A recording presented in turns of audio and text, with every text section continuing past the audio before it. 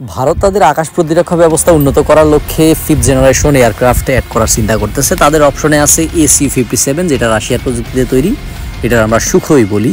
আরেকটা হচ্ছে F-35। আমেরিকার কাছে পঞ্চম প্রজন্মের 2টা যুদ্ধবিমান আছে, F-22 এবং F-35। এখানে F-35 যে যুদ্ধবিমানটা আছে, বাস্তব জীবনে বা যুদ্ধক্ষেত্রে এই যুদ্ধবিমানের কার্যক্রম আমরা বেশি দেখছি। আমেরিকা তার বেশ কিছু মিত্র দেশের কাছেও এই যুদ্ধবিমানটা সেল করছে, কিন্তু এই যুদ্ধবিমানের কিছু সমস্যা আছে।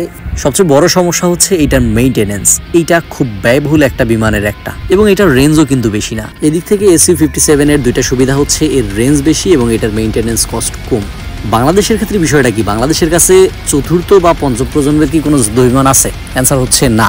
সাবেক প্রধানমন্ত্রী একবার ফ্রান্সে যখন সফরে যায়, তখন ইমানুয়েল ম্যাক্রন বলছিল তাদের রাফাল বিমানটা নেওয়ার জন্য, ওইটা কিন্তু নাকচ করে দেওয়া হয়েছিল।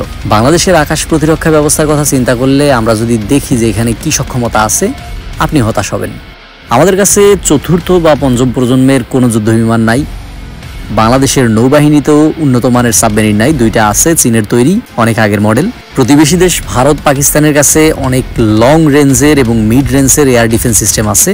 কয়েক বছর আগে ভারত তাদের আকাশ প্রতিরক্ষা ব্যবস্থা ঠিক রাখার জন্য S-400 গিরাইছে। এখন আপনি বলতে পারেন যে ভাই বাংলাদেশের আয়তন কম, বাংলাদেশের অত টাকা পয়সা নাই। এটা ঠিক যে S-400 বা ACU-57, F-35, F-22 বা রাফায়েলের মতো যে যুদ্ধবিমান আছে বা এয়ার ডিফেন্স সিস্টেম আছে, এগুলো ব্যয়বহুল। আমরা কি মিড রেঞ্জের কোনো এয়ার ডিফেন্স সিস্টেম এফোর্ড করতে পারি না? এটা ঠিক যে বাংলাদেশের প্রকাশ্য শত্রুর সংখ্যাটা খুবই কম। কিছু দেশ আছে যাদের সাথে তাদের প্রতিবেশী দেশগুলোর সম্পর্ক অনেক বেশি তিক্ত। আপনি বলতে পারেন যে ভাই ভারতের সাথে তো আমাদের সম্পর্ক খারাপ। আমি বলবো ভারতের সাথে আমাদের সম্পর্ক এতটাও খারাপ হয় নাই যে ভারতের টার্গেট করে আমাদের শক্তি বাড়াইতে হবে, আমাদের সামরিক খাত উন্নত করতে হবে।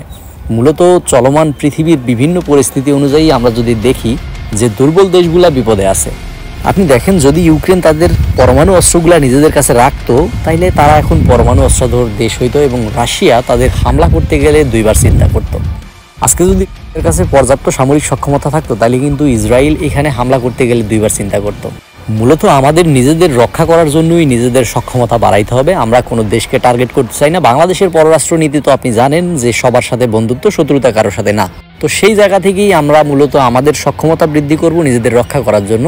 যদি কোনো দেশের সাথে আমাদের সম্পর্ক খারাপ হয় কোনো সময়, যাতে আমরা নিজেদের রক্ষা করতে পারি, এই জন্য হলেও আমাদের সক্ষমতা বৃদ্ধি করতে হবে।